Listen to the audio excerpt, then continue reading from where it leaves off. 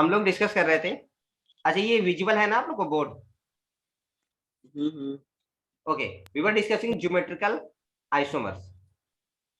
अब ध्यान से देखें, अगर C सिंगल बॉन्ड C है, यहाँ पर मान लीजिए CH3, यहाँ पर H, और यहाँ पर Cl, यहाँ पर मान लीजिए CH3 H और Cl या Br, कुछ भी मान लें। इसको हम थोड़ा सा रोटेट कराएं, लेट्स से 60 डिग्री, तो क्या मुझे कोई नया कंपाउंड मिलेगा? Will we get different compound? कोई भी बताए। रोटेट करने के बाद जो बनेगा, क्या वो कोई एक नया कंपाउंड होगा या नहीं? नहीं, नहीं होगा। इसका मतलब जितने भी सिग्मा बॉन्ड होंगे उसमें ज्योमेट्रिकल आइसोमर्स हमारे कभी भी एग्जिस्ट नहीं करते। नहीं करेंगे। ठीक, अब हम आते हैं अपने डबल बॉन्ड पे। अगर कभी कोई रीजन पूछ ले तो हम क्या कहेंगे? क्योंकि सिंगल सिंगल बॉन्ड होने की वजह से यहाँ फ्री रोटेशन होता है, वो आपस में घूमते रहते हैं और वो क्या बनाते हैं? रोटामर्स। नेक्स्ट देखें, अगर मैं यहाँ पर C डबल बॉन्ड C लिखूं, यहाँ पर CH3, लेट से यहाँ पर Cl है, यहाँ मैंने लिया Br और यहाँ मैंने लिया H। अब ये जो C डबल बॉन्ड C है ना, ये रेस्ट्रिक्टेड रोटेशन है। अगर मैं इनको घुमा के ये बनाना चाहूं, ध्यान से देखिएगा, Br और H, मैं इसको थोड़ा सा घुमा के ये बनाना चाहूं तो बताएं ये बन सकता है या नहीं? नो सर, नहीं बन सकता। इसका मतलब ये दोनों कंपाउंड क्या है? They are different, difference. तो they are isomers of each other. क्योंकि मैंने 3D रिप्रेजेंटेशन उनको बनाया है और ये रेस्ट्रिक्टेड रोटेशन है, इसलिए दो अलग अलग कंपाउंड हुए और ये क्या कहलाएंगे? एक दूसरे के ज्योमेट्रिकल आइसोमर्स कहलाएंगे। ये बात समझ में आ गई? हम लोग ये मॉडल से भी समझे थे, जब क्लास में थे तो मॉडल से मैंने दिखाया था ना कि अगर दो अलग अलग पोजीशन है तो वो दो अलग अलग कंपाउंड बन रहे थे। yes. अब देखिए एक चीज और, C double bond C, H Cl, यहाँ पर भी मान ले Cl और यहाँ मान ले Br। अब अगर हम इसके हिस्से को देखें तो इधर क्या है हमारा? Cl, इसका अपोजिट वाला क्या है? ब्रोमीन। क्या ये दोनों सेम है कि अलग अलग? अलग अलग। अलग अलग।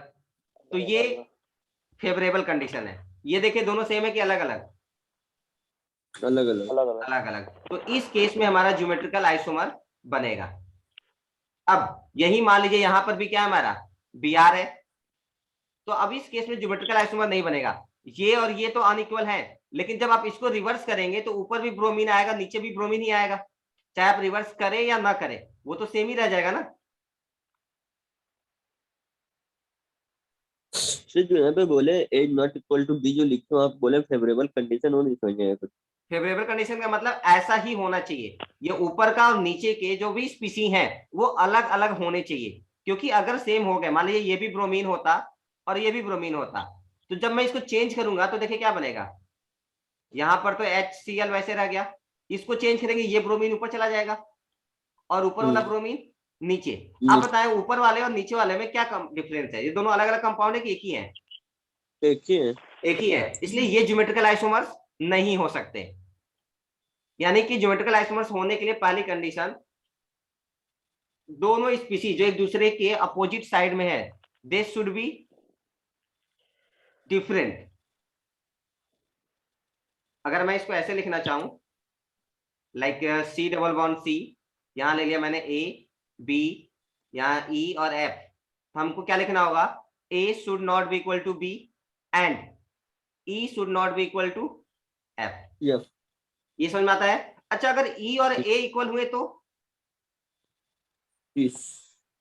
अगर E इक्वल्स A है या F इक्वल्स B है तो उस केस में हमें कोई फर्क नहीं पड़ता, उस केस में भी ज्योमेट्रिकल आइसोमर बनते हैं। बस हमें ध्यान रखना है इसके नीचे वाला और इसके नीचे वाला ये क्या होना चाहिए? अलग अलग होने चाहिए। क्लियर है सभी को? अब बाकी एक बार आप लोग नोट्स वो जीओसी के पढ़ेंगे तो वहां पे और क्लियर हो जाएगा। देखिए यहाँ पर दिया A B, कंडीशन क्या होगी? A should not be equal to B, C D, C भी D के इक्वल नहीं होना चाहिए। क्या A इक्वल C हो सकता है? क्या ये दोनों इक्वल हो सकते हैं? Yes sir. हाँ, ये हो सकते हैं। Yes sir. B और D भी सेम हो सकते हैं, बस नीचे वाले इक्वल नहीं होंगे। कुछ मैं क्वेश्चन एक दो और करा देता हूं ताकि थोड़ी सी और क्लैरिटी आ जाए। हो सकते हैं ना। हाँ, ये देखिए मेरे Yes. पास एक छोटा सा क्वेश्चन है। याद रखिए, ये क्या है? हाइड्रोजन। ये क्या है? हाइड्रोजन। क्या दोनों सेम है? Yes, sir. उस केस में ज्योमेट्रिकल आइसोमर नहीं बनेगा। नहीं बनेगा। नहीं बनेगा।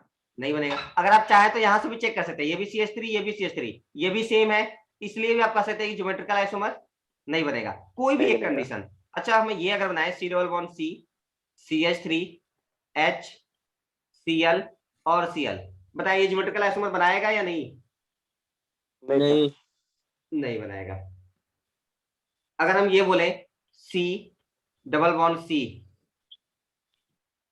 CH3, Cl, ये हो गया Cl, और ये भी हो जाएगा आपका CH3। आप बताएं इस केस में ज्योमेट्रिकल आइसोमर बनेगा कि नहीं? बनेगा बनेगा। बनेगा। आप ऐसा नहीं देखेंगे, अगर आप ऐसा देखेंगे तो कहेंगे सर नहीं बनेगा। ये क्या करते हैं, आप इसको बीच से काटेंगे ना, यानी कि ये जो लाइन है आपने बनाई है सिमेट्रिकल, वो लाइन गलत है, ये लाइन ऐसी जानी चाहिए। याद आया? यानी पहले आप इसको रोटेट करा के लिख लेंगे, उसके बाद जब रोटेट कराएंगे तो क्लोरीन का अपोजिट कौन मिल रहा है हमें? CH3। इसका भी CH3 अपोजिट है। ये दोनों सेम हो उससे कोई फर्क नहीं पड़ता, बस ये दोनों क्या होने चाहिए? एक दूसरे के अनइक्वल होने चाहिए। इतना काफी है, मैं और कराऊं? काफी है ना? ठीक है, फिर नेक्स्ट पेज पे चलते हैं। देखिए नेक्स्ट पेज में, हाँ एक और ऑप्शन है, ये देखिए। आप लोग को फिर से कनेक्ट होना पड़ेगा 5 मिनट बाद ना, क्योंकि सेशन एंड हो जाएगा तब तक। टाइम ऑन किए क्या सर? हाँ चलिए, देखिए यहाँ पर CH3H, ये देखिए ज्योमेट्रिकल आइसोमर शो करेगा, क्योंकि ये और ये अलग अलग है। CH3 और H ये भी क्या है? अलग अलग। अच्छा, ये देखिए दोनों के पोजीशन एक साथ है क्या? इसको हम लोग क्या बोलते थे? सिस। याद आया? Yes, sir. और ये वाला क्या है हमारे? ट्रांस। Trans, trans. क्योंकि एक दूसरे का अपोजिट थे। तो इसका हम नाम लिख सकते हैं सिस ब्यूट टू इन, और इसका नाम हम लिख सकते हैं ट्रांसपोजिशन, इसलिए ट्रांस, 2 कार्बन है तो ब्यूट, और 2 इन।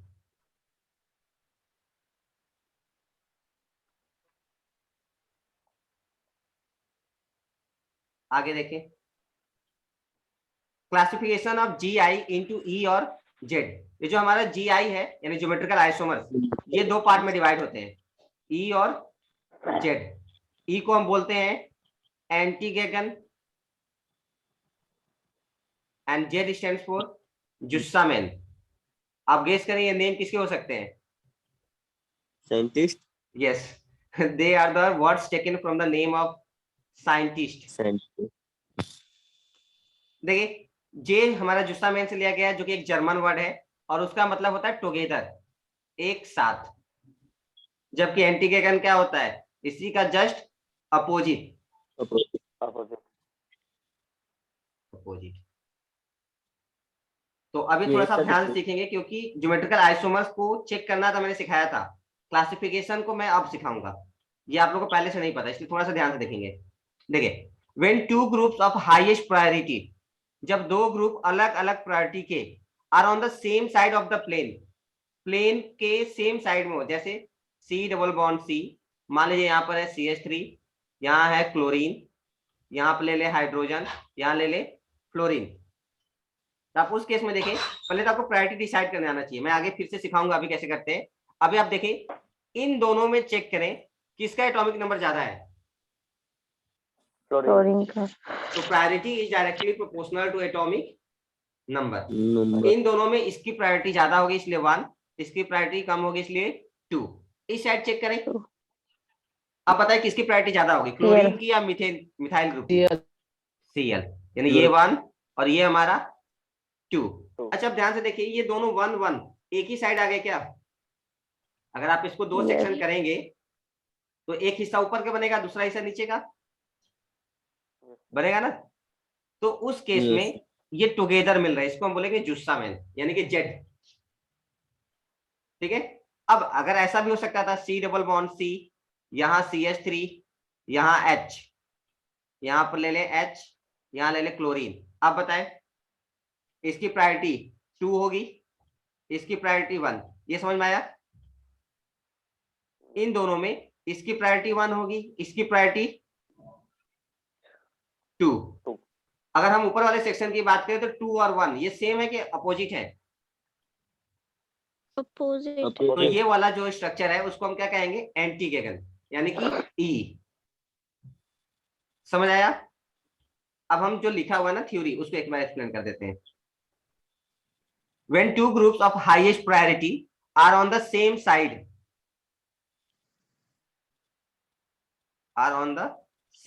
of the plane of the double bond cis like position, cis को आप रहने दे, cis ना लिखे। The isomer is designated as Jusamen and when these groups are on opposite side, इसको नहीं लिखेंगे।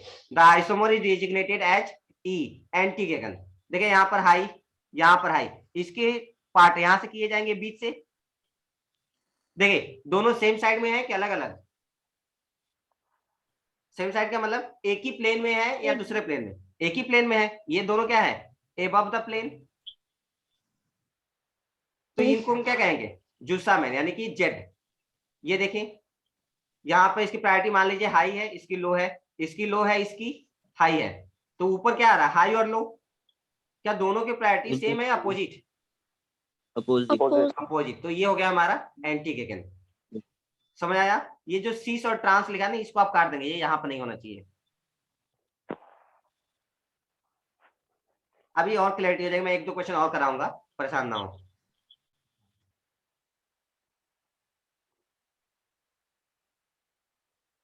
चलिए नेक्स्ट देखें। आगे देखिए डिटर्मिनेशन ऑफ प्रायोरिटी। हम प्रायोरिटी को कैसे डिसाइड कर सकते हैं? According to Cahn Ingold and Prelog, इसको हम इन शॉर्ट बोलते हैं CIP। C stand for Cahn, I in gold and P stands for Prelog. ये तीनों टर्म्स हमारे नेम ऑफ साइंटिस्ट से लिए गए हैं। इनके रूल्स के हिसाब से priority is directly proportional to atomic number, यानी कि एटॉमिक नंबर जितना ज्यादा होगा उसकी प्रायोरिटी उतनी ज्यादा होगी। समझ में आता है? ये चीज हम लोग ऊपर भी अभी पढ़े हैं। अब ये वाला क्वेश्चन देखें, यहां पर दिया है C डबल बॉन्ड C, यहां दिया है आपका CH3, ये दिया आपका हाइड्रोजन, यहां पर भी दिया है CH3 और यहां दिया है हाइड्रोजन। आप बताएं इन दोनों में प्रायोरिटी किसकी ज्यादा? कार्बन की। तो 1 2, ये किसकी होगी? 1 2, यानी ये हाई प्रायोरिटी, ये भी हाई प्रायोरिटी। बताएं ये कौन सी कंडीशन है? जुसामेन या एंटी गेगन? हाँ, दिस इज जेड। वही अगर आप दूसरा वाला एग्जांपल देखें,